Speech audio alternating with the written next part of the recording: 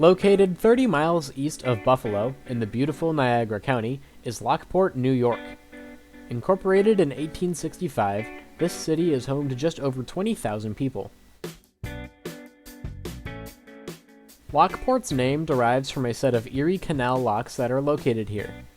Locks number 34 and 35 were built to allow canal barges to traverse the natural 60-foot drop coming out of the Niagara Escarpment, starting over in Lake Ontario.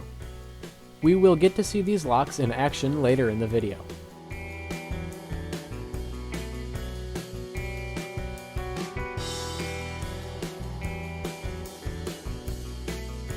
Also located in Brockport is the main base of the Falls Road Railroad, a subsidiary of the Genesee Valley Transportation Company.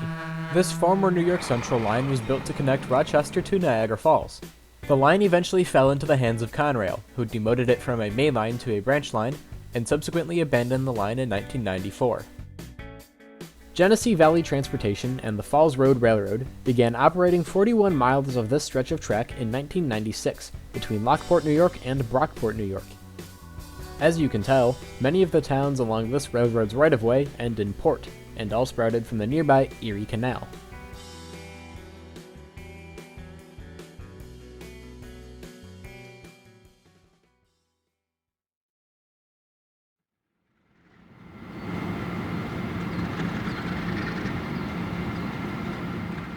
The morning of June 12, 2024, we set out to document some of the railroad's unique ALCO locomotives. At the time of our visit, the Falls Road was rostering two active locomotives, an ALCO RS11, number 1802, and an ALCO RS32, number 2035. Since the time of our visit, they have obtained two more from sister railroad Delaware and Lackawanna, for a current total of 4 locomotives in the fourth quarter of 2024. Shortly after 7 a.m., the crew for today's road train to Brockport fires up RS32 number 2035, and then pulls it forward out of the engine house. 2035 was built in 1961 for the New York Central Railroad, thus making this engine operating on its home rails. If you listen closely, you'll notice that 2035 does not have a normal idle sound compared to other locomotives with this same prime mover. That would be because they had to replace the turbocharger in this locomotive, thus making it more unique than the rest of them. 2035 also happens to be one of 4 remaining examples of operational RS32s in the United States.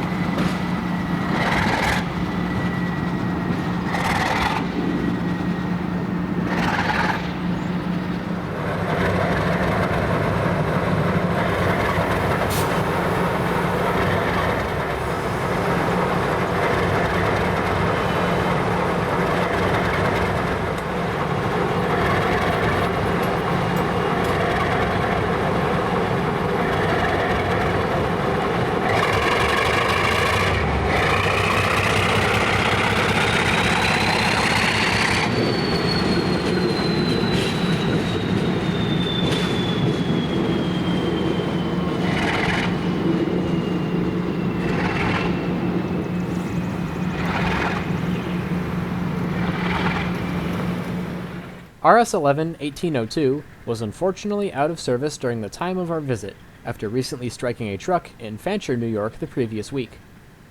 Looking in from the other end of the engine house, crews begin to work on fixing the damage done to 1802 and its plow in the accident.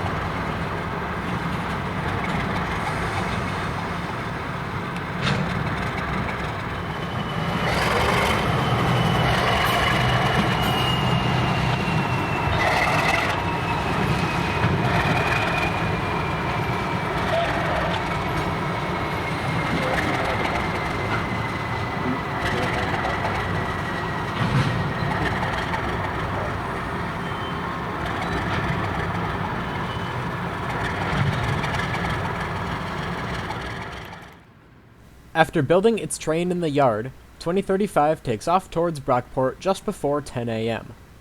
Due to 1802 being down for repairs, 2035 would be working harder than usual throughout the day, with a larger than usual sized consist in tow.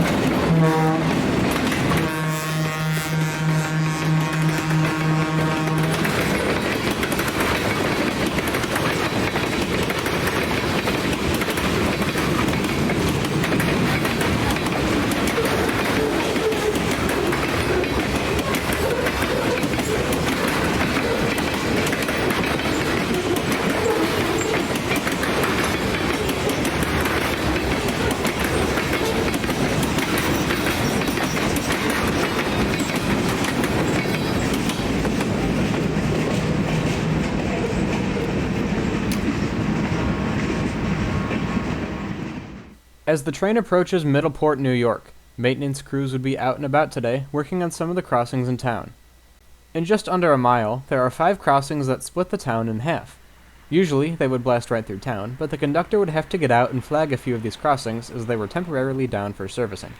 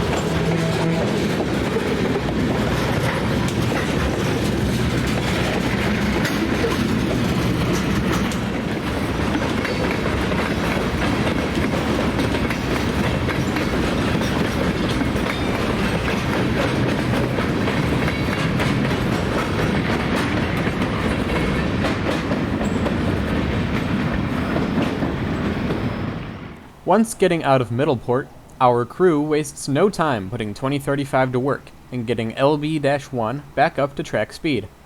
The historic Medina passenger station is now a senior center, and a nearby railroad museum now inhabits the old freight house, which we will look at later in this video.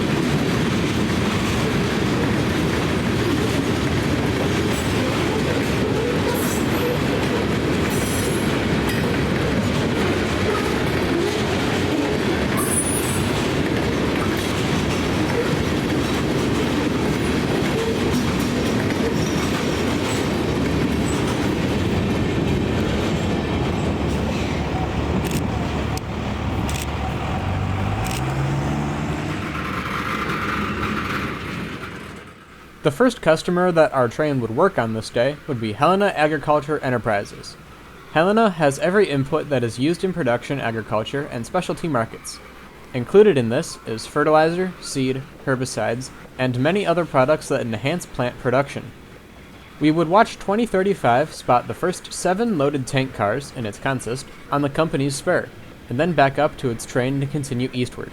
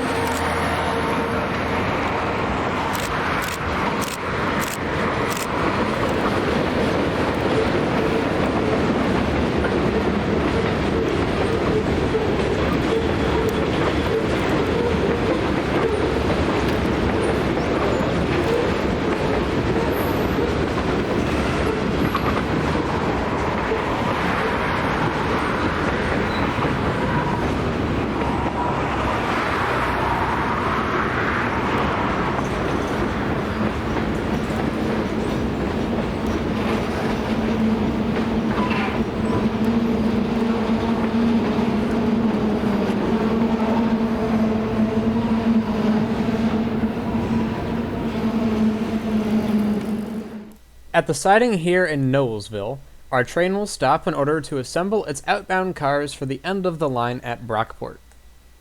Some cars on this train are for industries that can only be worked going westbound, so those will be left in the siding here, while 2035 runs to Brockport with the few cars that are going to customers over there. After they finish up in Brockport, they will run light power back to the siding, pick up the rest of their train, and then continue to work the rest of the industries that can only be served westbound between here and Lockport. After grabbing all of their needed cars, LB-1 departs Knowlesville with a much shorter train for Brockport.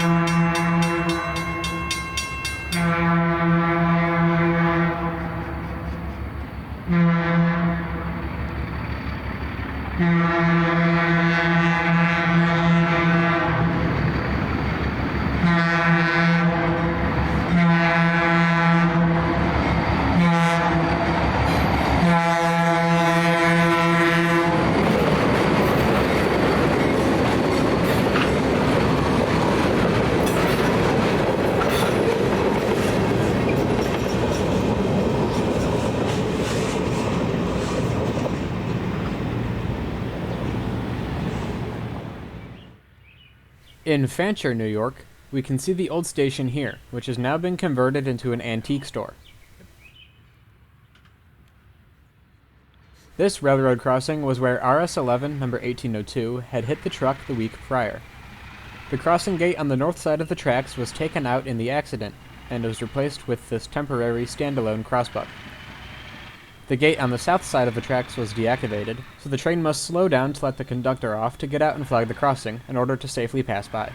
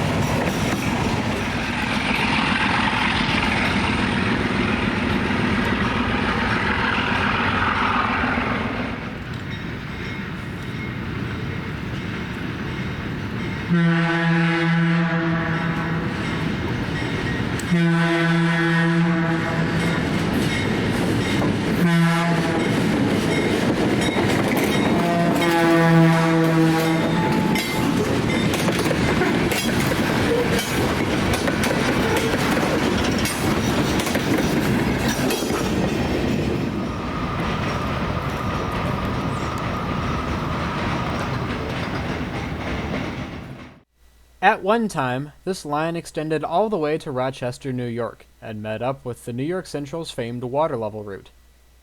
This unfortunately isn't the case anymore, with the rails being ripped up east of Owens Road in Brockport. At the end of the current line, Brockport has a few industries for the Falls Road Railroad to serve. What you are seeing now is the Bonduelo Group's Brockport packaging plant.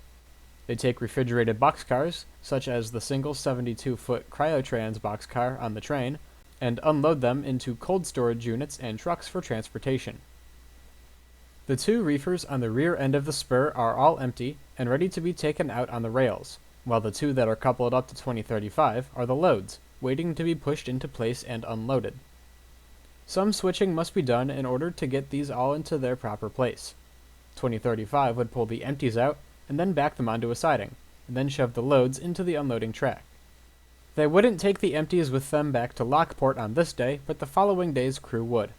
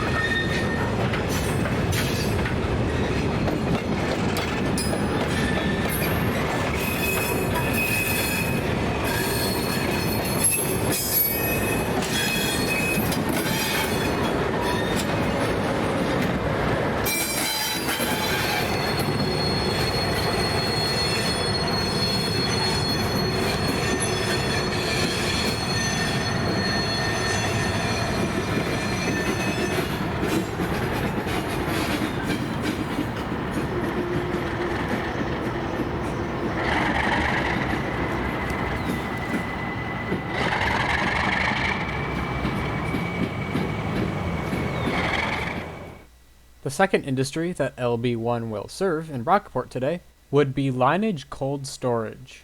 Another cold product distribution and storage location, this unique industry involves the train itself backing into the warehouse. Seeing a full-size train back into the warehouse was very interesting to watch. The other two boxcars that were taken by 2035 out of Noblesville would be spotted here.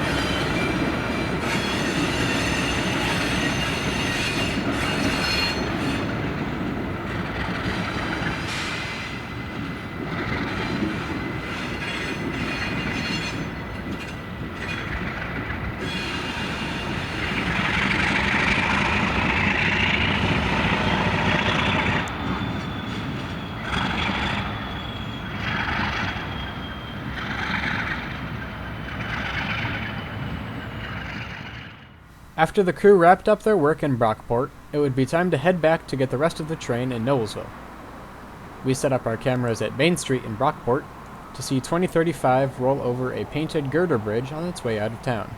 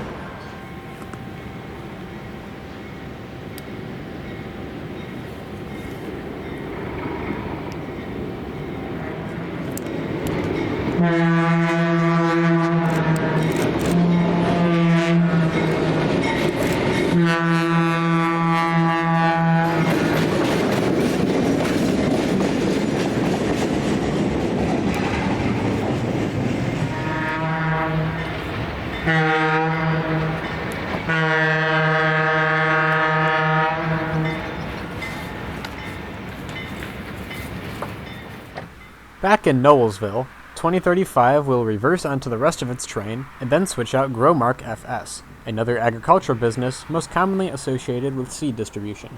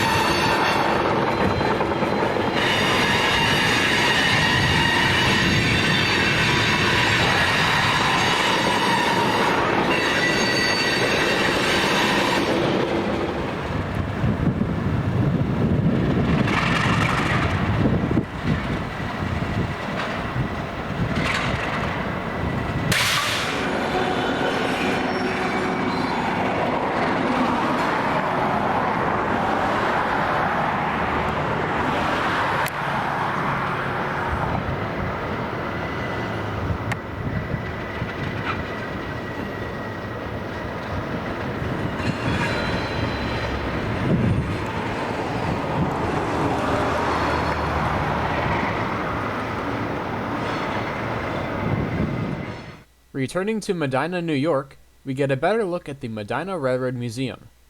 The museum is housed inside of the old New York Central Freight Station and partners with the Falls Road Railroad to do excursions in the fall and winter with their set of New York Central passenger coaches.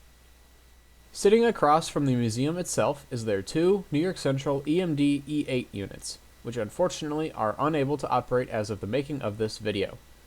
If you do wish to donate to help preserve these units for future generations, consider donating to the museum at www.medinarailroadmuseum.org/donate. Back to the Falls Road, LB1 continues its way back towards Lockport. The added tank cars on the rear end of the train were picked up at Western New York Energy, on the east side of town.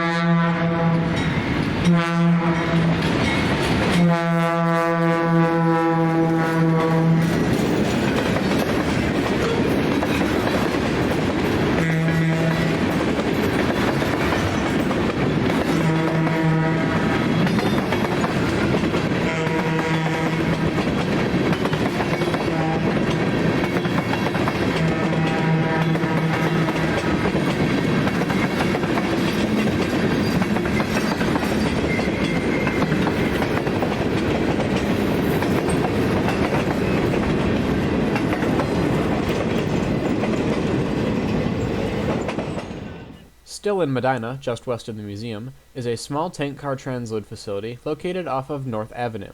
Our train would drop off one tank car and pick up two more to take back to Lockport.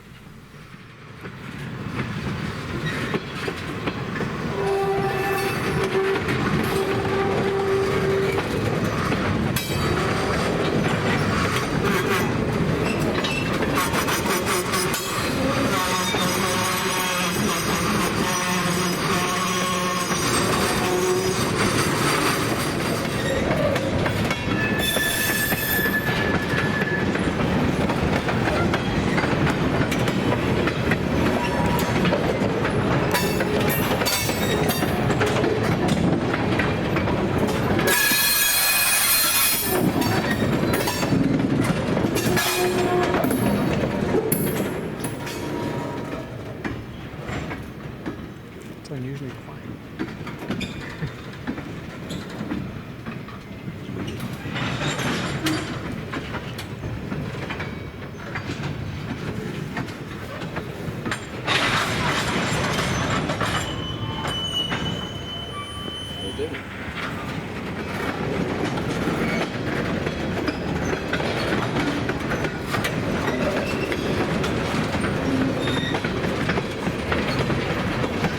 Everything is great. Take a picture of that. Look at this. What? It's the funny.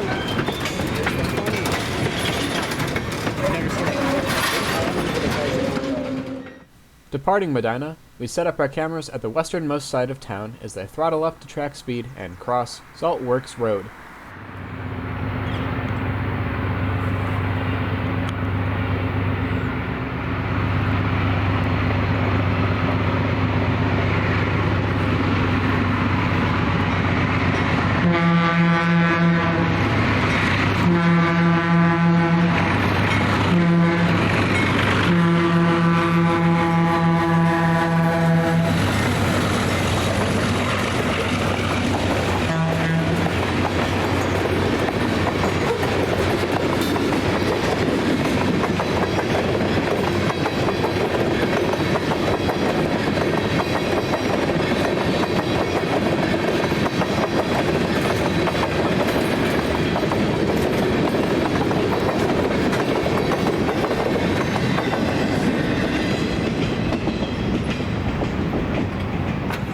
With the repairs on the railroad crossings done for the day, LB1 rolls easily through Middleport, New York, without having to flag any of the crossings, giving us an excellent display of its Leslie A200 horn, a unique rarity in this day and age.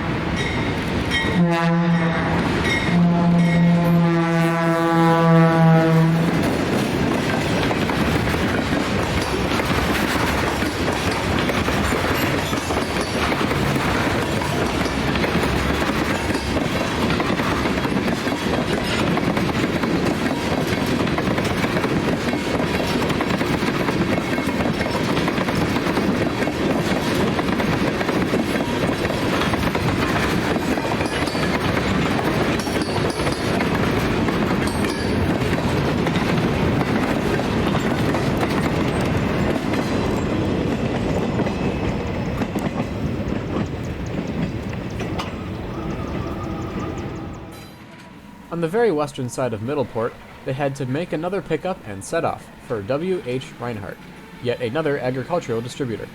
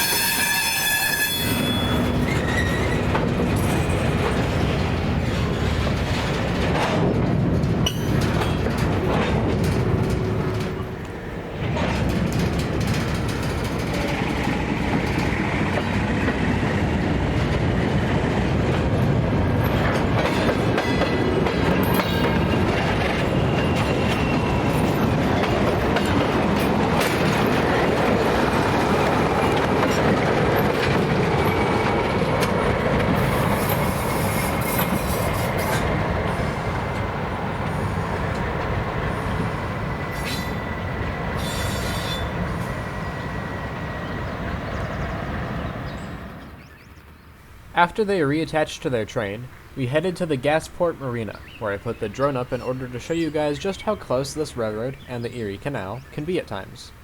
The beautiful setting sun shone upon western New York this evening, making for some spectacular views as 2035 blasted through on its way back to Lockport.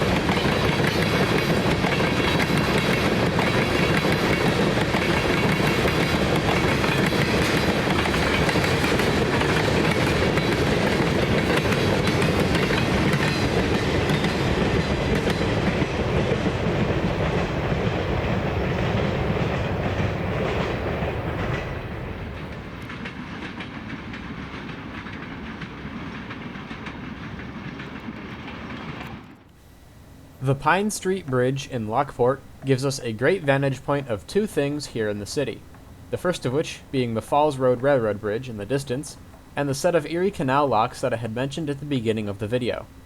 Let's watch as the crew of LB1 brings their train back into the city of Lockport before we see what these locks actually do.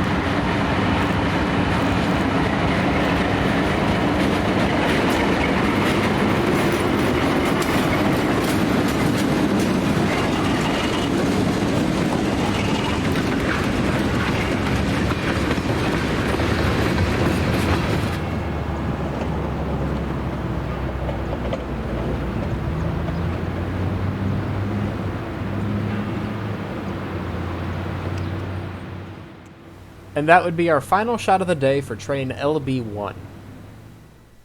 Erie Canal locks 34 and 35 were constructed between 1910 and 1915.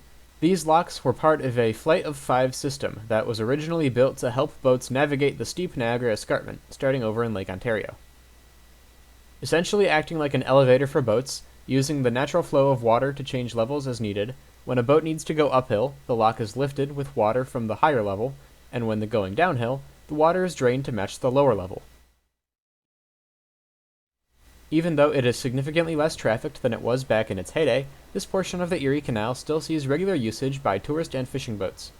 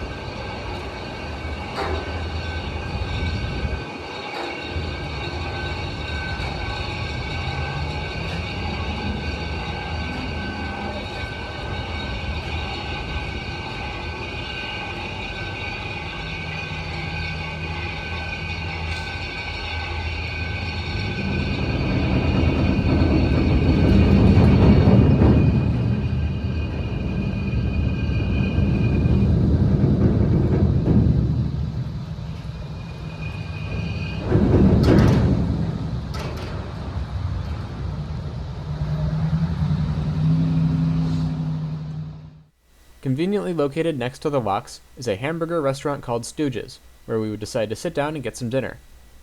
That would put an end to our very successful day rail fanning the Falls Road Railroad. I would like to thank everybody for watching, and for my friends Adam and Harrison for helping make this day as fun and exciting as it was.